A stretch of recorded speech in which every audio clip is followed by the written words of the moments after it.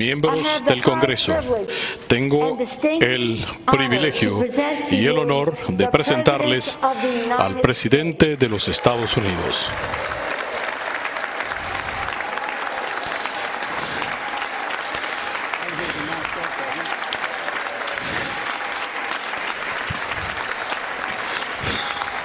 Thank you. Thank you, thank you, thank you. Gracias, gracias. Un placer estar de vuelta.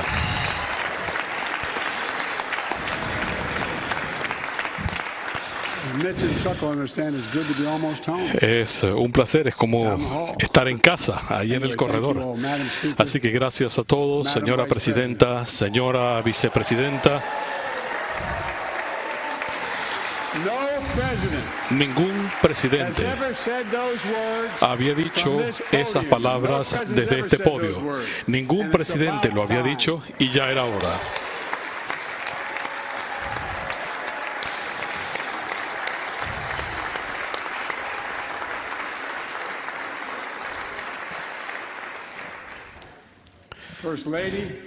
Primera dama, yo soy su esposo. El segundo caballero, presidente de la Corte Suprema, miembros del Congreso de los Estados Unidos, del gabinete, distinguidos invitados, conciudadanos. Aunque el ambiente de esta noche es familiar, la reunión es un tanto diferente. Es un recordatorio de los tiempos extraordinarios en que vivimos. A lo largo de nuestra historia, los presidentes han venido a estas cámaras para hablarle al Congreso, a la nación y al mundo, para declarar guerras, celebrar la paz, anunciar nuevos planes y posibilidades. Esta noche vengo a hablarles de crisis y oportunidades, reconstruyendo la nación, revitalizando nuestra democracia y conquistando el futuro para Estados Unidos. Estoy aquí a un día del 100º día de mi gobierno. 100 días cuando juré sobre la Biblia y heredé una nación en crisis, con la peor pandemia en un siglo, la peor crisis económica desde la Gran Depresión, el peor ataque contra nuestra democracia desde la Guerra Civil. Ahora, después de solo 100 días, puedo reportarle al país que la nación nuevamente está en marcha.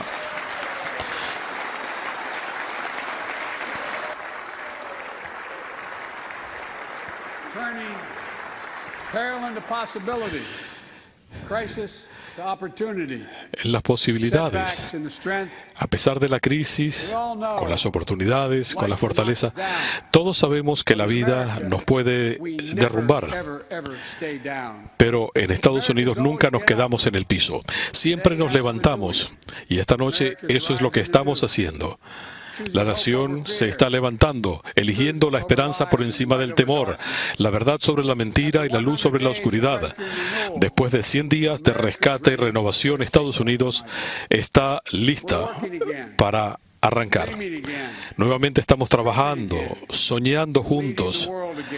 Y nuevamente estamos liderando al mundo juntos. Nos estamos demostrando a nosotros mismos y al mundo que en Estados Unidos no hay renuncia. Hace 100 días, nuestro hogar estaba en llamas. Teníamos que actuar. Gracias al extraordinario liderazgo de la presidenta Pelosi, del líder de la mayoría Schumer y el abrumador respaldo del pueblo estadounidense, demócratas, independientes y republicanos, actuamos. Juntos aprobamos el plan de rescate para Estados Unidos, uno de los programas de rescate de mayor trascendencia en la historia de Estados Unidos. Y ya estamos viendo los resultados.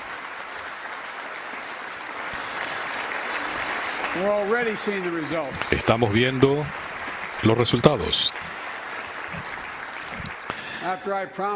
Después que prometí que llegaríamos a 100 millones de vacunaciones contra el COVID en 100 días,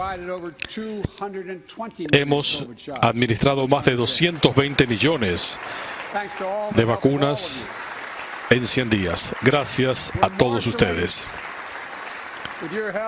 Con su ayuda, con la ayuda de todos, estamos canalizando todos los recursos federales, llevando vacunas a casi 40,000 farmacias y 7,000 centros comunitarios de salud, para llegar a los más pobres entre los pobres.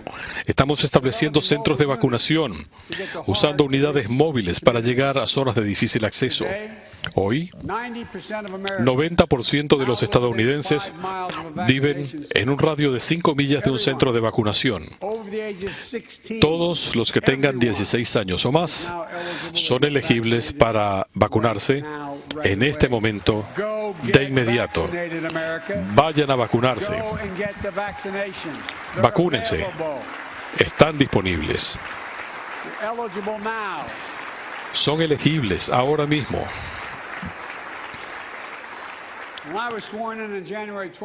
Cuando me juramentaron, menos del 1% de los ancianos de Estados Unidos están vacunados contra el COVID-19. 100 días más tarde, 70% de los ancianos en Estados Unidos de más de 65 años están plenamente protegidos. Las muertes de los ancianos han bajado en 80% desde enero. Una baja de 80% gracias a todos ustedes. Y más de la mitad de los adultos en Estados Unidos han recibido por lo menos una dosis. En los centros de vacunación masiva, como uno en Glendale, Arizona, le preguntaba a una enfermera y le dije, ¿cómo es esto? Ella me miró y me dijo, es como si cada inyección es una dosis de esperanza. Una dosis de esperanza para un educador en Florida, cuyo hijo sufre de una enfermedad de inmunodeficiencia. Me escribió y me dijo que ella temía llevar el virus a su casa. Se vacunó en un centro de vacunación en su auto. Me dijo que estuvo sentada en el auto y cuando la vacunaron lloró. Lloró de alegría. Lloró de alivio. Padres que ven las sonrisas en los rostros de sus hijos, que pueden volver a la escuela, porque los maestros, los choferes de autobús, los trabajadores de las cafeterías, todos están vacunados. Abuelos que pueden volver a abrazar a sus nietos y a sus hijos, en lugar de tocar una ventana. Eso significa todo. ¿Saben? Ustedes lo saben mejor que nadie. Todavía hay mucho trabajo que hacer para derrotar a este virus. No podemos bajar la guardia. Pero esta noche puedo decir que gracias a ustedes, el pueblo estadounidense está progresando y en estos 100 días ha avanzado en la lucha contra la peor pandemia de nuestra historia, con logros logísticos, los mejores que haya visto este país. ¿Qué más hemos hecho en esos primeros 100 días? Hemos cumplido nuestros compromisos, demócratas y republicanos, de enviar cheques de $1,400 a 85% de los hogares de Estados Unidos. Ya hemos enviado más de 160 millones de cheques. Eso está marcando una diferencia. Para mucha gente es una diferencia fundamental. Para una madre soltera en Texas que me escribió y me dijo que no podía trabajar, pero me dijo, ese cheque de asistencia puso comida en la mesa y evitó que mi hijo y yo fuéramos desalojados. Una abuela en Virginia me dijo que de inmediato se llevó a su nieta al oftalmólogo, algo que había diferido durante meses porque no tenía dinero. Esas imágenes, al menos desde mi perspectiva, nos muestran un cambio. Filas de millas de carros y autos muy lindos, haciendo filas por horas, esperando que les pongan en la cajuela una caja de alimentos.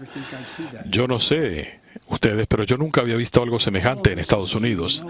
Y todo esto no es culpa de ellos, sin que sea su culpa.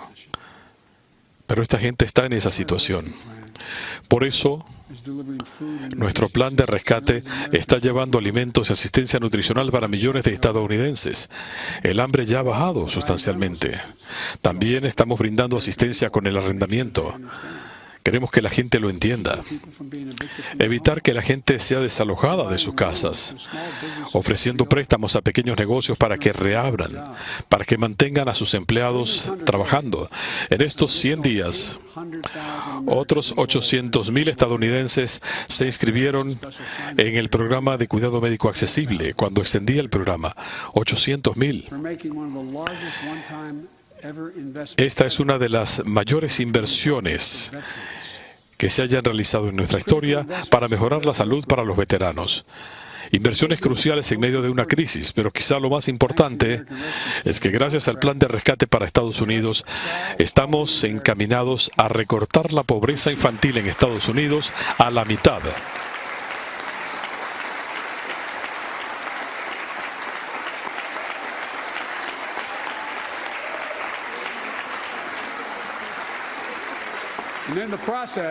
Y en el proceso,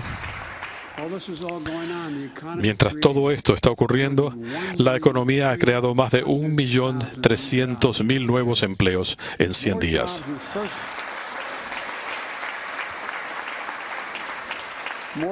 Más empleos en los primeros 100 días que cualquier otro presidente en la historia.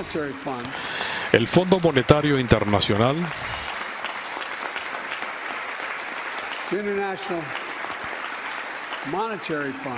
El Fondo Monetario Internacional estima que nuestra economía tendrá un crecimiento de más de 7% este año. Es la tasa de recuperación económica más rápida que haya tenido esta nación en casi 4 décadas. El país está avanzando hacia adelante, pero no podemos parar ahora. Esta es una competencia con China y otros países para conquistar el siglo XXI. Este es el gran punto de inflexión en nuestra historia. Tenemos que hacer más que reconstruir mejor. Tenemos que competir con mucha más energía de lo que lo estamos haciendo. A lo largo de nuestra historia, si lo piensan, la inversión pública en infraestructura ha transformado a Estados Unidos en actitudes y en oportunidades. El ferrocarril transcontinental, las autopistas interestatales unieron 2 océanos y abrieron una nueva era de progreso para los Estados Unidos de América. Educación universal, puertas abiertas en oportunidades, avances científicos que nos llevaron a la Luna, ahora estamos en Marte descubriendo vacunas, tenemos la Internet y tantas otras cosas. Estas son inversiones que hacemos como una sola nación. Inversiones que solamente las puede hacer el gobierno. Una y otra vez, esto nos ha empujado hacia el futuro. Por eso he propuesto el plan de empleos para Estados Unidos. Una inversión de una vez en una generación. El mayor plan de generación de empleos desde la Segunda Guerra Mundial. Para crear empleos, mejorar nuestra infraestructura de transporte, generar empleos, modernizando nuestras carreteras, puentes, construyendo puertos y aeropuertos, trenes transatlánticos, agua limpia.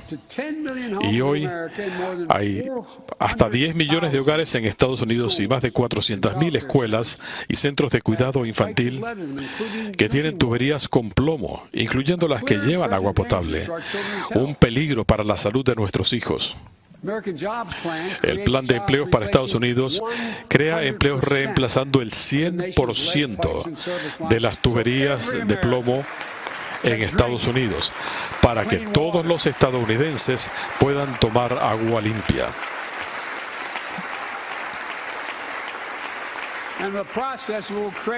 Y en el proceso crearemos miles y miles de empleos bien remunerados, conectando a todos los estadounidenses a la Internet de alta velocidad, incluyendo 35% de la nación rural, que todavía no tiene acceso a esto. Esto va a ayudar a nuestros hijos y negocios a tener éxito en la economía del siglo XXI. Y le estoy pidiendo a la vicepresidenta que encabece este esfuerzo, porque sé que se va a hacer. Generar empleos construyendo una red energética moderna, invulnerable a tormentas y ataques, a fallas catastróficas, como vimos en Texas durante la tormenta invernal. El plan de trabajo para Estados Unidos va a permitir instalar miles de millas de líneas de transmisión para tener una red eléctrica limpia. Podemos hacer esto.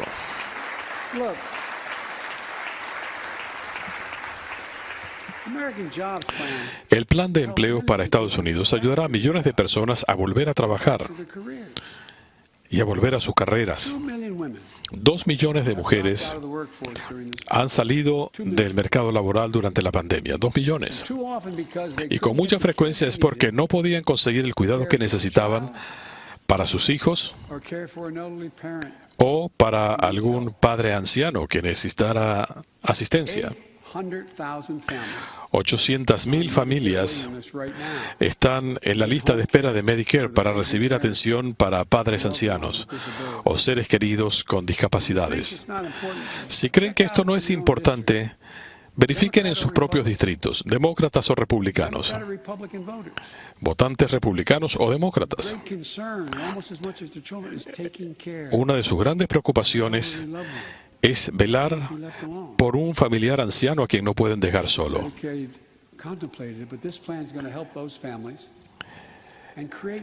Si están creando empleos con mejores beneficios, continuando con el ciclo de crecimiento, no hemos usado esas palabras tan importantes para enfrentar la crisis del clima. Empleos, empleos, empleos.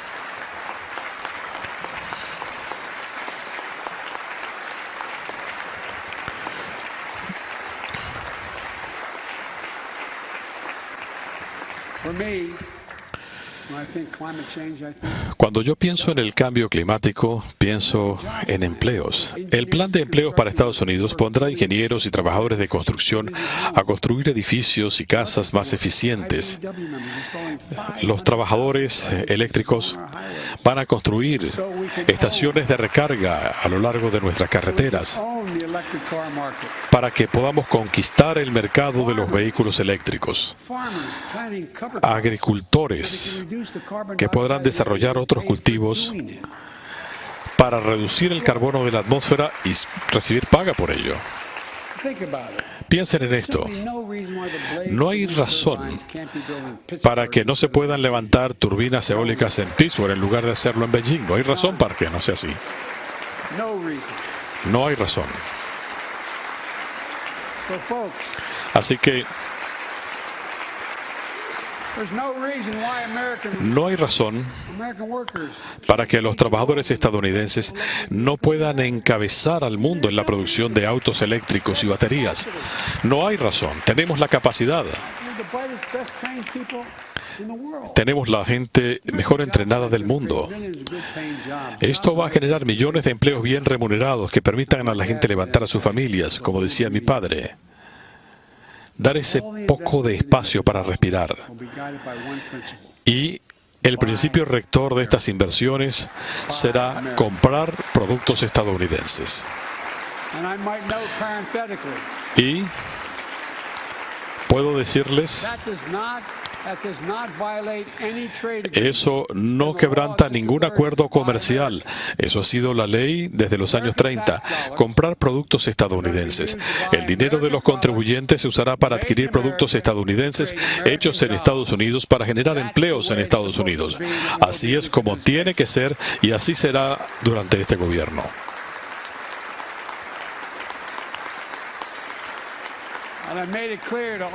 Y he dejado en claro a todos los miembros de mi gabinete que la habilidad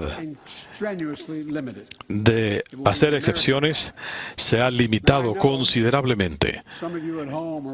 Tienen que comprar productos estadounidenses. Algunos de ustedes se preguntarán si esto los toca a ustedes. Tantos de ustedes, tanta de la gente con la que crecí, se han sentido a la saga y olvidados en una economía que cambia tan rápidamente que es aterrador. Quiero hablarles directamente a ustedes. Si piensan en esto, eso es lo que más le preocupa a la gente. ¿Hay espacio para mí? Expertos independientes calculan que el plan de empleos para Estados Unidos generará millones de empleos y va a generar billones de dólares en crecimiento económico. Es un programa a 8 años, con empleos bien remunerados, que no se pueden tercerizar. Cerca del 90% de los empleos generados bajo este plan no requieren un título universitario.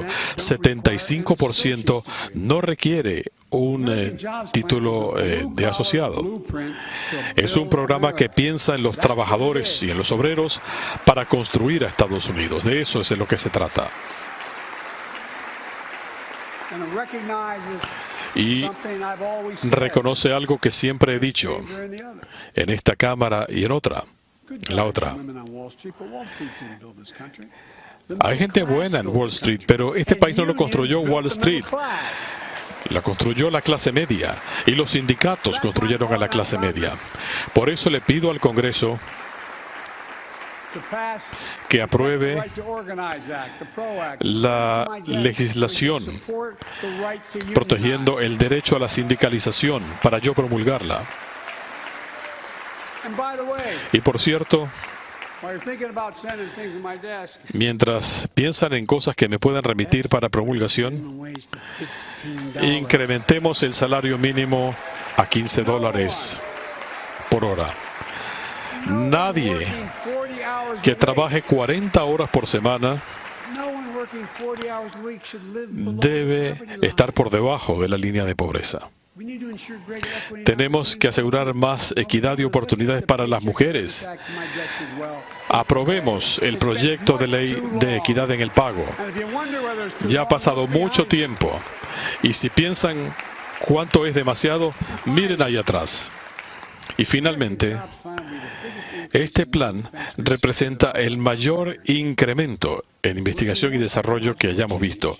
Veremos más cambios tecnológicos. Y algunos de ustedes saben más de esto que yo.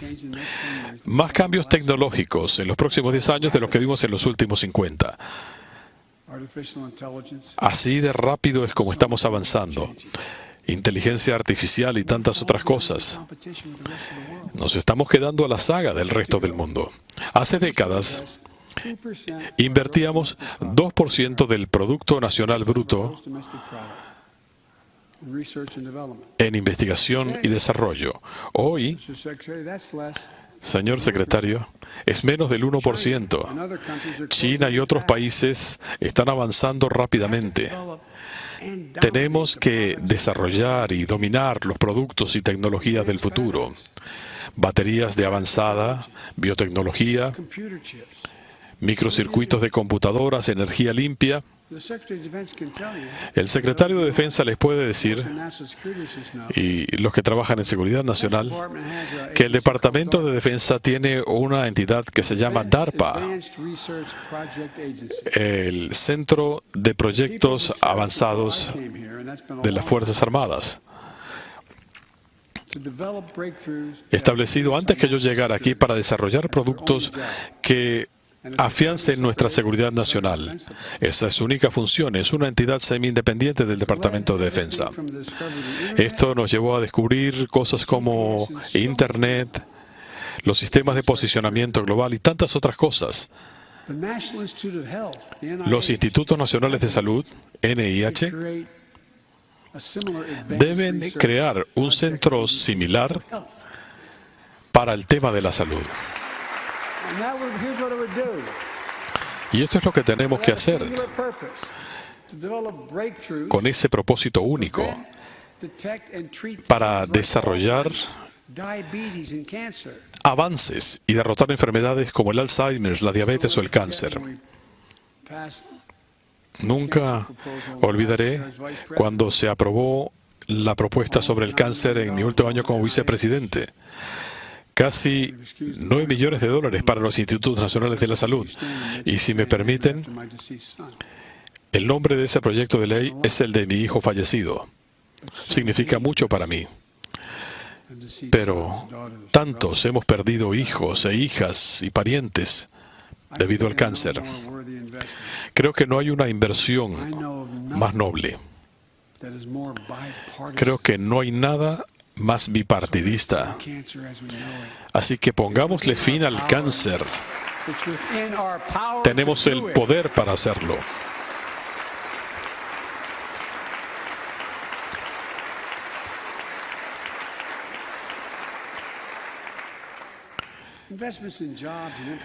Las inversiones en empleos e infraestructura, de lo que estamos hablando, con frecuencia esto ha tenido apoyo bipartidista. La vicepresidenta Harris y yo nos reuníamos regularmente en la oficina oval para hablar de estos planes. Y felicito a los senadores republicanos que han presentado su propia propuesta. Así que vamos a trabajar. Yo quiero presentarle mi plan al Congreso antes de entrar en las conversaciones de fondo. Yo quiero reunirme con aquellos que tengan ideas, que piensan que hay opciones mejores. Estoy dispuesto a escuchar, pero el resto del mundo no va a esperar por nosotros. Así que, desde mi punto de vista, no hacer nada no es una opción.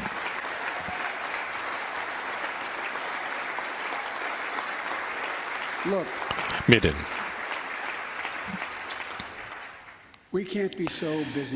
no podemos estar tan ocupados compitiendo unos contra otros que nos olvidamos de la competencia que tenemos con el resto del mundo. El secretario Blinken les dirá que yo he pasado mucho tiempo, he viajado más de 17,000 millas y he pasado incontables horas en conversaciones privadas. Hemos hablado y tenido conversaciones en el Congreso. Y él entiende por qué nos hemos convertido en la nación más significativa del mundo. Él y otros autócratas piensan que las democracias no pueden competir en el siglo XXI, que toma demasiado tiempo para conseguir el consenso. Para ganar esa competencia sobre el futuro, en mi opinión, también necesitamos hacer una inversión de una vez en una generación en nuestras familias y nuestros hijos. Es por eso que yo he presentado esta noche el plan para las familias estadounidenses, que encara 4 de los mayores retos que enfrenta nuestra nación. Primero, acceso a buena educación. Cuando esta nación hizo universal la educación pública, eso nos convirtió en la nación más educada y mejor preparada del mundo. Y creo que eso es lo que nos llevó al sitial que alcanzamos en el siglo XX. El mundo se está poniendo a la par o nos está alcanzando. No van a esperar. Debo decir que si estuviéramos sentados y dijéramos, bueno, está bien, vamos a decidir qué vamos a hacer para brindar educación gratuita. Me pregunto si pensaríamos como en el siglo XX, que con 12 años basta. Creo que no. 12 años ya no es suficiente para competir con el resto del mundo. Es por eso que mi plan sobre las familias estadounidenses garantiza otros 4 años de educación pública para todos en Estados Unidos, comenzando lo antes posible. Tenemos excelentes universidades en este país que han estado haciendo estudios en los últimos 10 años y demuestran que añadiendo 2 años de educación preescolar de calidad para los niños de 3 y 4 años, no importa cuáles sean sus antecedentes, los pone en una posición de poder competir a lo largo de los siguientes 12 años, incrementando sus perspectivas de graduarse y seguir más allá. La investigación demuestra que cuando un niño va a la escuela, no a una guardería, tiene más probabilidades de graduarse de la secundaria e ir a la universidad o a alguna otra cosa después de la secundaria. Si añadimos colegios universitarios, vamos cambiando esa dinámica. Podemos hacerlo.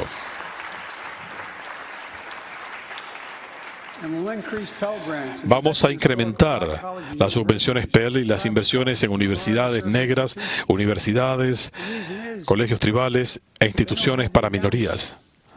Ellos no cuentan con los fondos, pero son igualmente capaces de entrenar gente para seguridad cibernética o en el campo metalúrgico o en tantas otras cosas para esos trabajos del futuro. Jill es profesora en un colegio universitario. Es primera dama y sigue enseñando.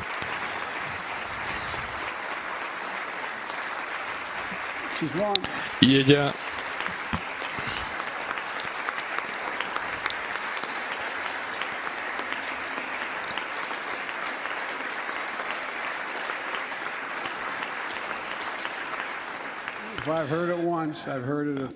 si lo he escuchado una vez, lo he escuchado 1000 veces. Joe, cualquier país que eduque más que nosotros nos va a superar.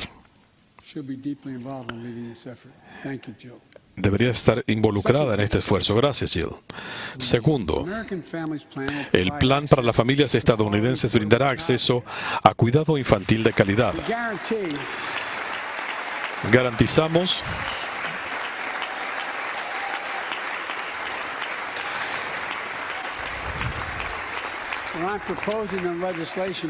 en esta propuesta garantizamos que las familias de bajos y medianos ingresos no pagarán más del 7% de su ingreso por cuidado infantil de calidad para los niños hasta los 5 años. Las familias más atribuladas no pagarán un centavo. Tercero, el plan para las familias estadounidenses finalmente va a brindar hasta 12 semanas de permiso familiar o médico remunerado. Somos uno de los pocos países en el mundo. Nadie tiene por qué elegir entre el empleo y el salario o atender a un ser querido o a su cónyuge o a un hijo. Y cuarto, el plan para las familias estadounidenses pone dinero directamente en los bolsillos de millones de estadounidenses. En marzo ampliamos los créditos fiscales para cada niño en una familia, hasta $3,000 por hijo si tienen menos de 6 años. Si tienen más de 6 años, perdón, y $3,600 para niños de menos de 6 años. Con 2 padres, 2 niños, esto representa $7,200 en el bolsillo para velar por la familia. Y esto va a ayudar a más de 65 millones de niños y va a cortar la pobreza infantil a la mitad. Podemos costearlo.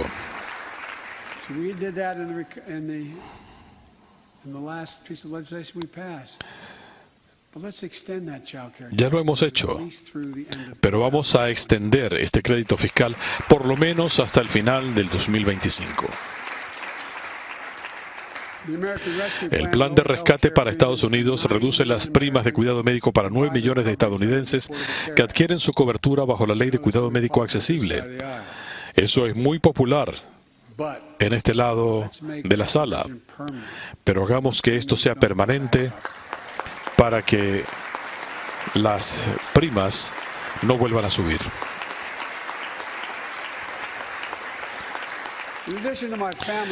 Además de mi plan para las familias, voy a trabajar con el Congreso para encarar este año otras prioridades cruciales para las familias estadounidenses. La Ley de Cuidado Médico Accesible ha sido un salvavidas para millones de estadounidenses, protegiendo a gente con condiciones preexistentes, protegiendo la salud femenina. Y la pandemia ha demostrado cuán necesario es esto. Vamos a bajar los deducibles para las familias trabajadoras bajo la Ley de Cuidado Médico Accesible y vamos a bajar los precios de los medicamentos recetados. Sabemos cómo hacer esto.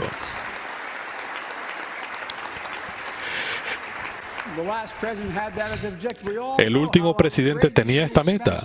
Sabemos que los medicamentos son escandalosamente caros en Estados Unidos. De hecho, nosotros pagamos los precios más altos por los medicamentos recetados que cualquier otro país del mundo. Aquí, en Estados Unidos, casi 3 veces más de lo que se paga por el mismo medicamento en otros países.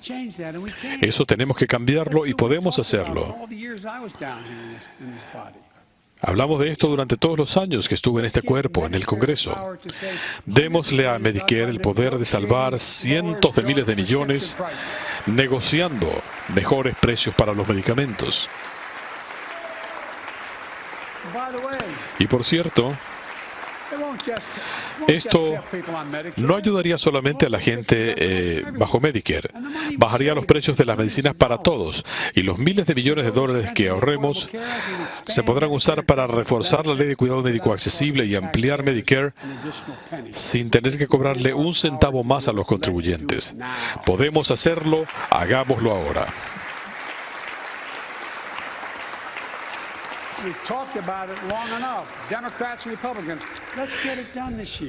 Ya hemos hablado de esto demasiado, republicanos y demócratas. Hagámoslo este año.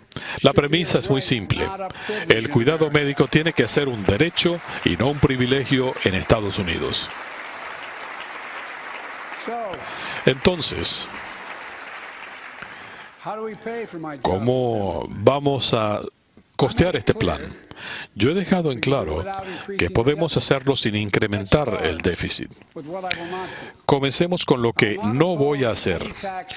No voy a incrementarle los impuestos a nadie que gane menos de $400,000. Pero ya es hora de que el mundo corporativo y los estadounidenses más acaudalados paguen la cuota justa que les corresponde.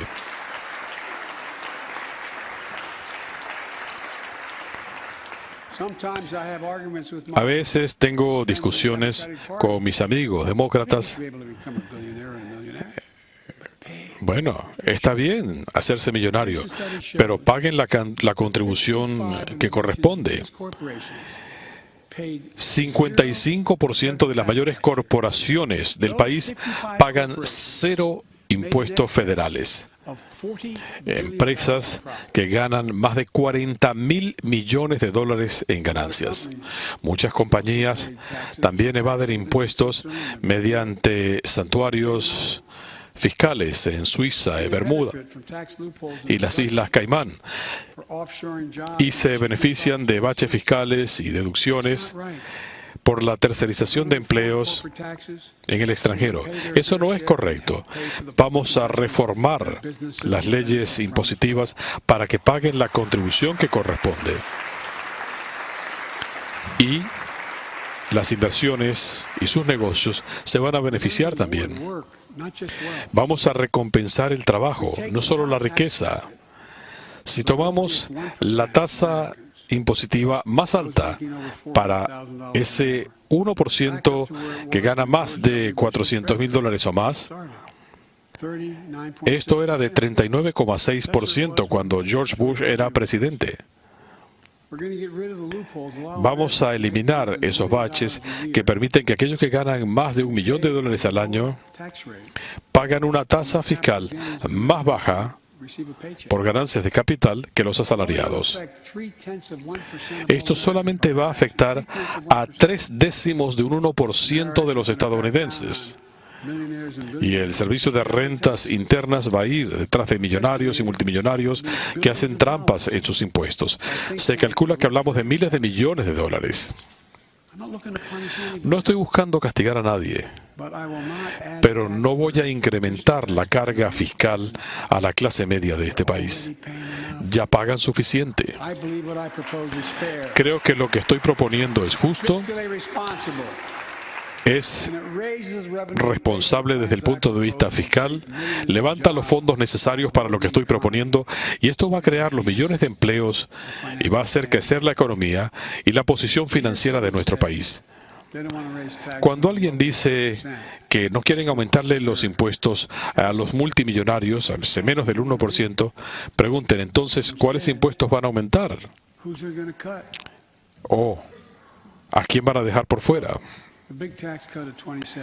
Miren, el recorte fiscal de 2017 iba a pagarse por sí solo. Iba a generar un enorme crecimiento económico. En lugar de eso, le sumó $2 billones al déficit.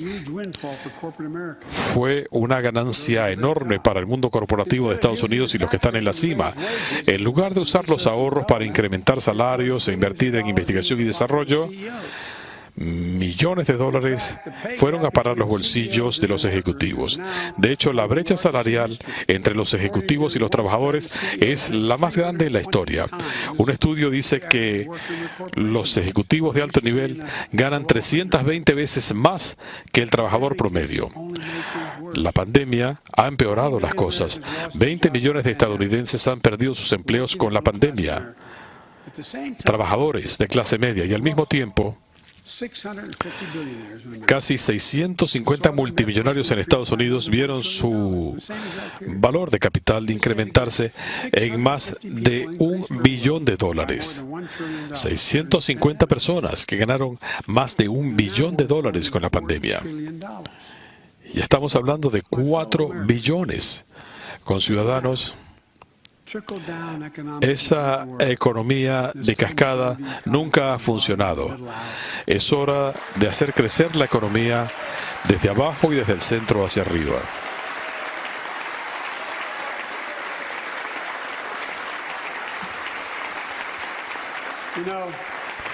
¿Saben? Hay amplio consenso entre economistas de izquierda, derecha y centro que concuerdan en que lo que estoy proponiendo va a ayudar a crear millones de empleos y un histórico crecimiento económico. Estas son las mejores inversiones que podemos hacer como nación. Siempre he dicho que nuestra mayor fortaleza es el poder de nuestro ejemplo, no el ejemplo de nuestro poder. En conversaciones con líderes mundiales, he hablado ya con unos 40, he dejado en claro este punto, que Estados Unidos está de vuelta. ¿Y saben qué dicen? El comentario más frecuente que escucho: sí, Estados Unidos está de vuelta. ¿Por cuánto tiempo? Con ciudadanos, tenemos que demostrar no solo que estamos de vuelta, sino que estamos aquí para quedarnos. Y no vamos a actuar solos. Vamos a liderar con nuestros aliados. Ninguna nación por sí sola puede lidiar con todas las crisis contemporáneas: terrorismo, proliferación nuclear, migración masiva, ciberseguridad, cambio climático, todo lo que estamos experimentando ahora y pandemias. No hay muro suficientemente alto para parar un virus. Y nuestro propio suministro de vacunas, a medida que va creciendo, para atender nuestras necesidades, se convertirá en un arsenal de vacunas para otros países. Así como Estados Unidos fue el arsenal de la democracia en el mundo.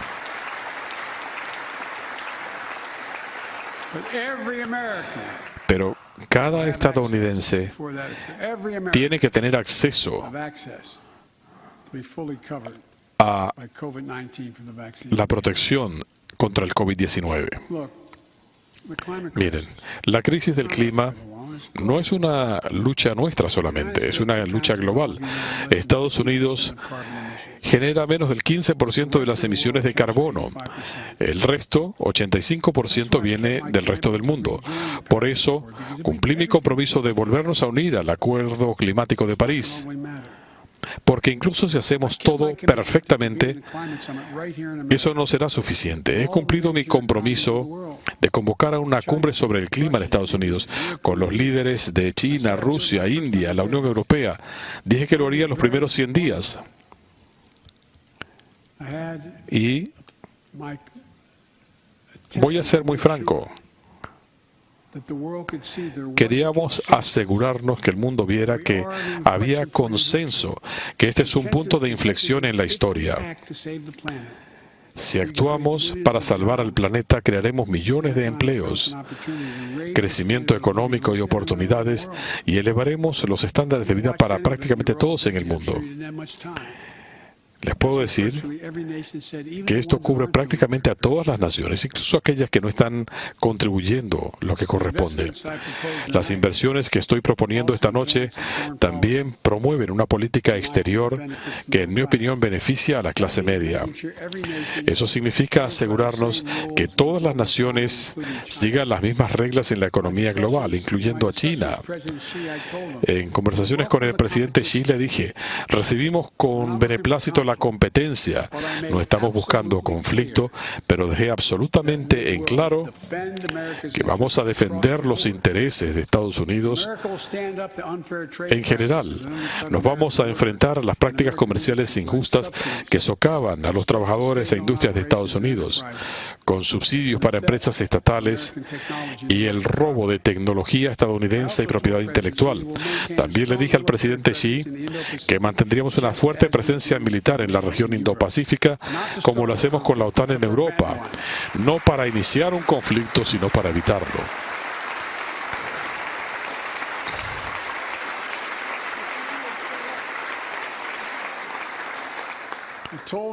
Y le dije lo que le he dicho a muchos líderes mundiales, que Estados Unidos no va a darle la espalda a sus compromisos con los derechos humanos y con las alianzas y derechos fundamentales. Ningún presidente estadounidense responsable puede mantenerse en silencio cuando se están violando los derechos humanos. El presidente de Estados Unidos debe representar la esencia de nuestro país. Estados Unidos es una idea, el ideal más único en la historia. Todos hemos sido creados iguales. Eso es lo que somos. Y no podemos apartarnos de ese principio.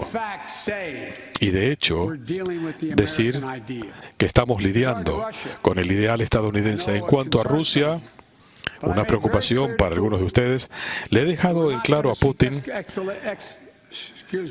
discúlpenme, que no vamos a buscar una escalada, pero que sus acciones tendrán consecuencias. Y así ha sido. Así que he respondido en forma directa y proporcional a la interferencia de Rusia en nuestras elecciones y los ataques cibernéticos contra el gobierno y empresas. Ellos hicieron estas dos cosas y les dije que responderíamos y lo hemos hecho.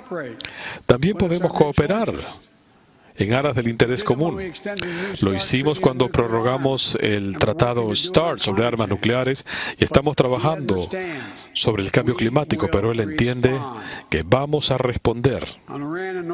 En cuanto a Irán y Corea del Norte, programas nucleares que presentan una seria amenaza para la seguridad de Estados Unidos y el mundo, vamos a trabajar estrechamente con nuestros aliados para enfrentar las amenazas que representan estos dos países a través de la diplomacia y una firme disuasión.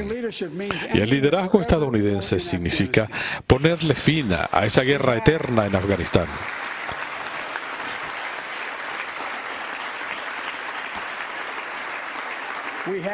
Tenemos, sin exagerar, la mejor fuerza de combate que haya tenido el mundo. Soy el primer presidente en 40 años que sabe lo que significa tener un hijo sirviendo en una zona de combate. Hoy tenemos soldados sirviendo en las mismas zonas de combate donde estuvieron sus padres. Soldados en Afganistán que no habían nacido el 11 de septiembre. Recordemos el debate aquí. La guerra en Afganistán nunca se concibió como un conflicto multigeneracional de construir naciones. La idea era ir en pos de los terroristas que nos atacaron el 11 de septiembre. Dijimos que iríamos detrás de Osama Bin Laden hasta las puertas mismas del infierno. Y él vio esas puertas y le hicimos justicia a Bin Laden. Degradamos la amenaza de Al-Qaeda en Afganistán y después de 20 años de valor y sacrificio, es hora de traer a nuestros soldados de vuelta.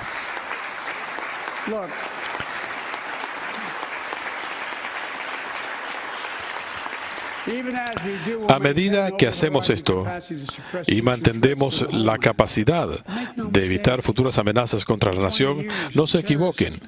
En 20 años, el terrorismo ha sufrido metástasis, ha evolucionado mucho más allá de Afganistán. Los que están en las comisiones de inteligencia, de política exterior, de defensa, saben que tenemos que seguir alertas frente a las amenazas a Estados Unidos, vengan de donde vengan.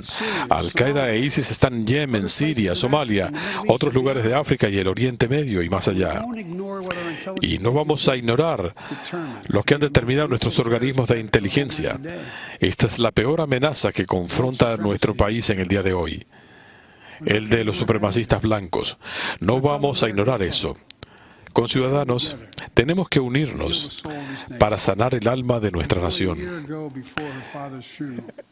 Hace casi un año, antes del funeral de su padre, hablé con Gianna Floyd, la hija de George Floyd, una chiquitica. Me arrodillé para poder verla a los ojos y ella me dijo, mi papá cambió al mundo.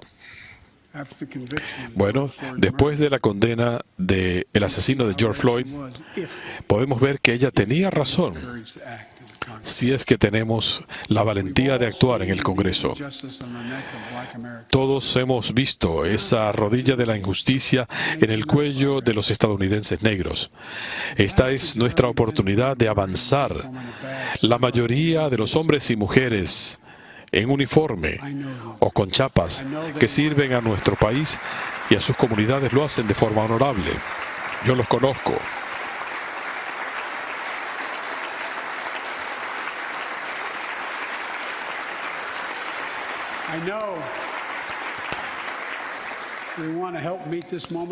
Sé que ellos quieren estar a la altura de las circunstancias.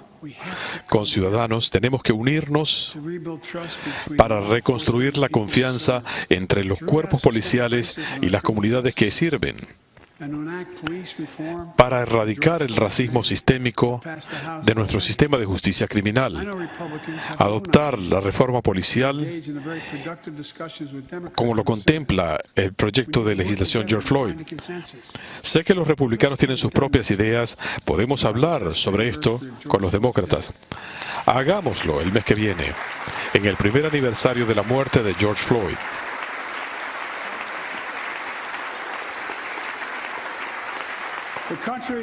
El país apoya esta reforma y el Congreso debe actuar.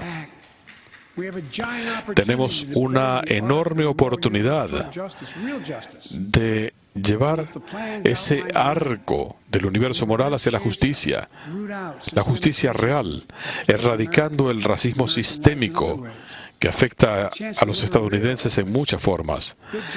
La oportunidad de tener verdadera igualdad, buenos empleos, buenas escuelas, vivienda accesible, aire limpio, agua limpia.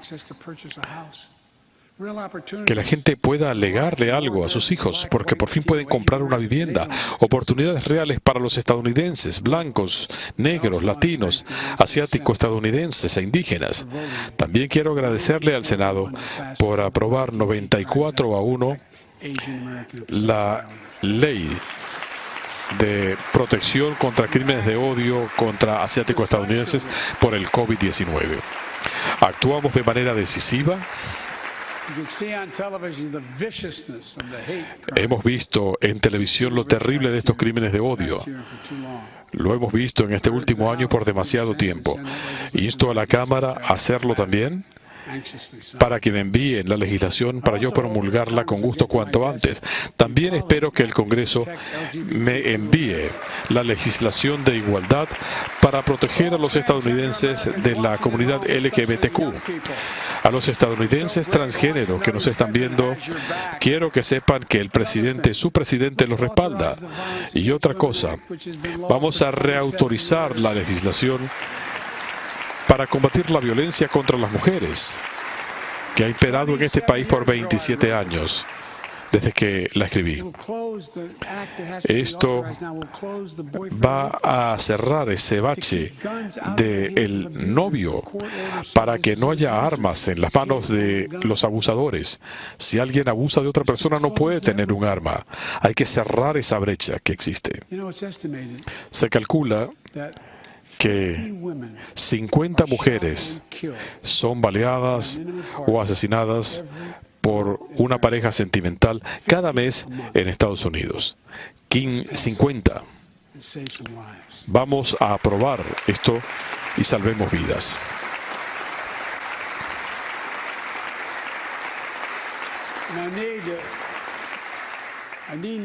Y no tengo que decirle esto a nadie, pero la violencia armada se ha convertido en una epidemia en Estados Unidos. La bandera de la Casa Blanca seguía ondeando a media asta por las 8 víctimas de la masacre en Georgia, cuando 10 vidas más cayeron en un tiroteo en Colorado. Y en la semana, entre esos dos acontecimientos, más de 250 estadounidenses fueron baleados, muertos. Sé cuán difícil es avanzar sobre este tema. En los 90 aprobamos la Ley de Verificación Universal de Antecedentes. Proscribimos las caserinas de alta capacidad para armas de asalto que pueden soportar hasta 100 proyectiles. Derrotamos a la Asociación Nacional del Rifle y los tiroteos en masa declinaron. Pero en la década del 2000 la ley expiró y desde entonces hemos visto casi un cotidiano derramamiento de sangre. Hace más de 2 semanas, en el Jardín de las Rosas, rodeado de alguna de la gente más valiente que conozco, sobrevivientes y familiares que han perdido gente por la violencia armada, hablé de algunas medidas que va a tomar el Departamento de Justicia para enfrentar esta epidemia. Una de esas cosas es luchar contra las armas fantasma, armas que se construyen en casa con piezas que se pueden comprar, que no tienen números de serie. Así que cuando aparecen en la escena de un crimen no se pueden rastrear. Los que compran estas armas no se les hace una verificación de antecedentes. Cualquiera, desde un criminal a un terrorista, puede comprar estos kits y en cuestión de 30 minutos tener un arma en la mano. No más. Haré todo lo que pueda para proteger al pueblo estadounidense de esta epidemia de la violencia armada, pero es hora de que el Congreso también actúe. Miren.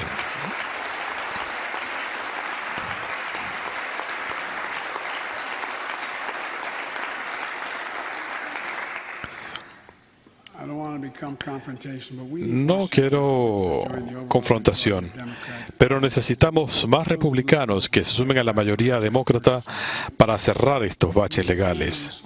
Necesitamos proscribir las armas de asalto y las caserinas de alta capacidad. No me digan que no se puede hacer, lo hemos hecho antes y dio resultado.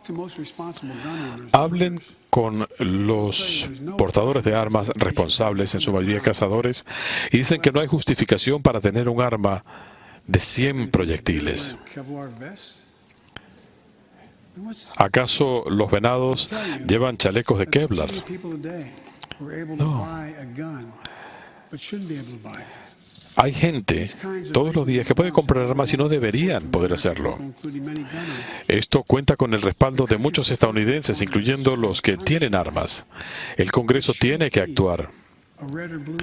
Este no es un asunto republicano o demócrata, y ninguna enmienda constitucional es absoluta. No se puede gritar fuego en un teatro.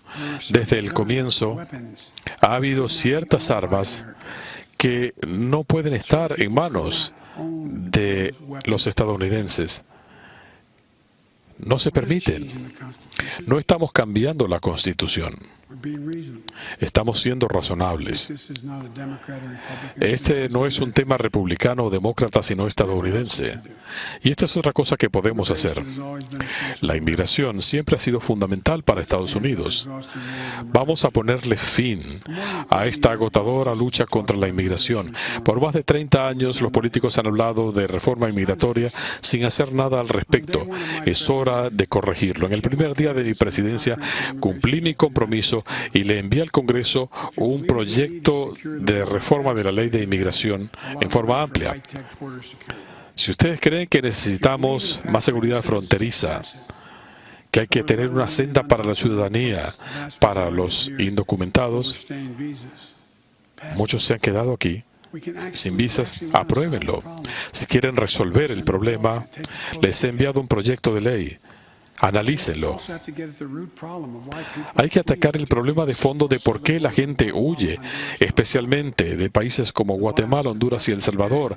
La violencia, la corrupción, las pandillas, la inestabilidad política, el hambre, huracanes, terremotos, desastres naturales. Cuando era vicepresidente, el presidente me pidió que trabajara en brindar ayuda para encarar las causas de fondo de la migración y para ayudar a la gente a quedarse en sus países y que no se vieran obligados a huir. El plan estaba funcionando, pero el gobierno anterior decidió que no valía la pena. Yo estoy restableciendo este programa y le he pedido a la vicepresidenta Harris que encabece nuestros esfuerzos diplomáticos en esta materia. Tengo plena confianza en que va a hacer su trabajo. Si no les gusta mi plan, por lo menos aprobemos aquellas cosas en las que hay coincidencia. Hay que aprobar un proyecto de ley este año para darle protección a los Dreamers, esos jóvenes que solo han conocido a Estados Unidos como su país.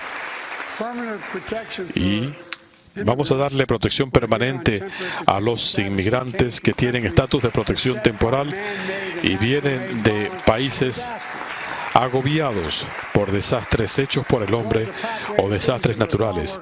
Y abramos una senda para los trabajadores agrícolas que ponen comida en nuestras mesas.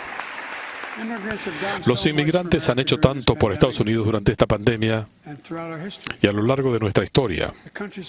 El país apoya la reforma inmigratoria. Debemos actuar. Vamos a discutirlo, pero vamos a actuar. Y si realmente queremos rescatar el alma de Estados Unidos, vamos a proteger el sagrado derecho al voto.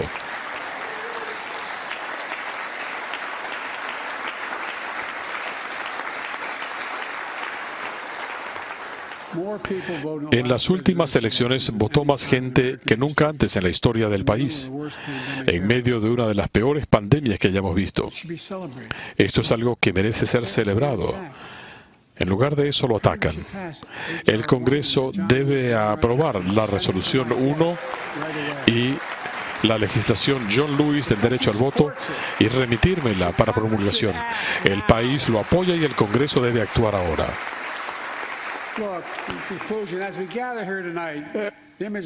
Estando aquí reunidos, las imágenes de una turba violenta que asaltó este Capitolio, violando nuestra democracia, sigue presente en nuestras mentes. Muchas vidas se pusieron en peligro, se perdieron vidas.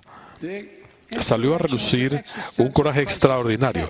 Esta fue una prueba y una crisis existencial de si nuestra democracia podía sobrevivir y lo hizo. Pero la lucha no ha terminado. La pregunta de si una democracia como la nuestra va a durar para la posteridad es algo urgente. Es una pregunta tan antigua como nuestra república, pero sigue siendo vital. ¿Puede la democracia cumplir su promesa de que todos hemos sido creados iguales ante los ojos de Dios con el derecho a tener vidas en dignidad, respeto y posibilidad? ¿Puede nuestra democracia atender las necesidades más apremiantes de nuestro pueblo? ¿Podemos superar las mentiras, la rabia, el odio y el temor que nos han separado? Los adversarios de Estados Unidos, los autócratas del mundo, están apostando a que no podemos hacerlo. Ellos creen que tenemos demasiada rabia, división y odio. Ellos ven las imágenes de los que asaltaron el Capitolio como una muestra de que el sol se está poniendo sobre la democracia de Estados Unidos. Se equivocan. Yo lo sé y ustedes también, pero hay que demostrarlo. Tenemos que demostrar que nuestra democracia funciona y el gobierno puede responderle al pueblo. En nuestros primeros 100 días juntos, hemos respondido, vacunado a la nación, creado cientos de miles de empleos. Estamos dando resultados para la gente que los puede ver y sentir en sus vidas, abriendo puertas de oportunidad, garantizando más equidad y justicia. Esa es la esencia de Estados Unidos y es democracia en acción. Nuestra Constitución comienza con las palabras, nosotros el pueblo. Es hora de recordar que nosotros el pueblo somos el gobierno, ustedes y yo. No es una fuerza en una capital distante, no es una fuerza poderosa que no podemos controlar. Somos nosotros el pueblo. En otra era, cuando nuestra democracia se vio a prueba, Franklin Roosevelt nos recordaba que en Estados Unidos cada quien hace su parte. Eso es todo lo que estoy pidiendo, que todos pongamos de nuestra parte. Y si lo hacemos, enfrentaremos el reto fundamental de esta era, demostrando que la democracia es perdurable y fuerte. Los autócratas no conquistarán el futuro. Lo conquistaremos nosotros, Estados Unidos, y el futuro le pertenece a Estados Unidos. Así que esta noche estoy aquí ante ustedes en un momento vital para la vida de nuestra democracia y nuestra nación, y les puedo decir con total confianza, nunca he tenido más confianza u optimismo sobre Estados Unidos, no porque sea presidente, sino por lo que está ocurriendo con el pueblo estadounidense. Nosotros hemos visto a los ojos la insurrección, la autocracia, la pandemia y el dolor, y nosotros, el pueblo, no parpadeamos. Cuando nuestros adversarios estaban seguros que nos caeríamos a pedazos, nos unimos. Con luz y esperanza, invocamos nueva fortaleza y determinación para posicionarnos para ganar la competencia del siglo XXI, en camino hacia una unión más perfecta, más próspera y justa, como un solo pueblo, una nación, un solo Estados Unidos. Como se lo he dicho a todos los líderes con los que he hablado a lo largo de los años, nunca ha sido buena idea apostar contra Estados Unidos. Y eso sigue siendo así. Somos los Estados Unidos de América. No hay una sola cosa. Nada está más allá de nuestra capacidad. No hay nada que no podamos hacer si lo hacemos juntos. Así que comencemos a unirnos.